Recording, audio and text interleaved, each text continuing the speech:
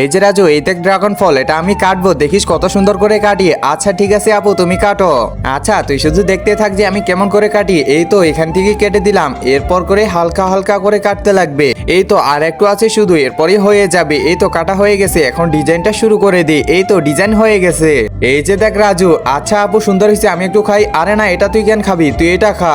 আচ্ছা ঠিক আছে, আমি এটাও খাবো না, আমি চলে গেলাম। খাবি না তো আমি কি করবো, আমি খেয়ে নি।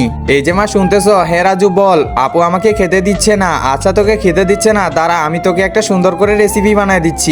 আপেল এবং 2 প্রকার আঙ্গুর নিয়ে নিব। এরপর আপেলটাকে মাঝখান দিয়ে কেটে দিয়ে কাশিটা এখানে ঢুকিয়ে দিব, এরপর আঙ্গুরটা লাগিয়ে দিব। এই যে দেখ রাজু, হয়ে গেছে। একজন মা কতটা আপন হয়ে থাকে, যার মানেই তাকে জিজ্ঞাসা করে দেখো। তো দেখা যাক বন্ধুরা, এই মায়ের জন্য কে ভিডিওটিতে লাইক এন্ড সাবস্ক্রাইব করে, আর যারা মাকে ভালোবাসো না তারা ভিডিওটি থেকে দূরে থাকো।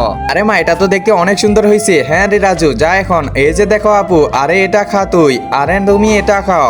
আরে না না, আমি এটা খাইতে পারবো না। আরে নে, সমস্যা নাই। আচ্ছা ঠিক আছে, নিতেছি আমি। অনেক ধন্যবাদ তোকে। হ্যাঁ তোকেও অনেক ধন্যবাদ।